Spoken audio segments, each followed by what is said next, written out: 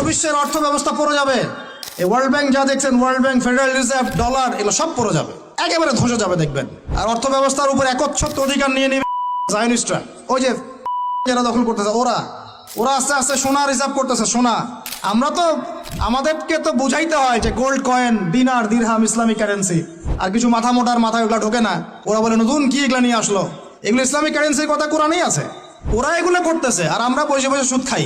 একটা কাগজের টাকা যার মান তার ভিতরে থাকে না, অন্য কোথাও থেকে নিয়ন্ত্রিত হয়, এগুলো বুঝাতে হয়। সুবহানাল্লাহ, মানুষ নামাজের পরে মোনাজাত করতে হবে না হবে না এই বেদাত খুব ভালো বুঝে, মিলাদের বেদাত খুব ভালো বুঝে। মানে এগুলো নিয়ে তুল কালাম করে রেখে দেয় একদম সমাজ। মসজিদ ভাগ হয়ে যায়, মারামারি, কাটাকাটি, কেউ কেউ আবার শহীদও হয়, ঠিক আছে।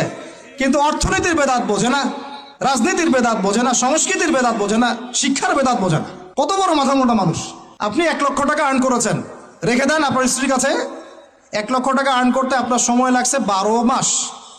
প্রতিদিন শ্রম দিয়েছেন 10 ঘন্টা করে। ওয়াইফকে দিলেন, হে ফাতিমা, আয়েশা, মারিয়াম, হে খাদিজা, এই টাকাটা রেখে দাও, আমরা জমাই, সেভ করি। সে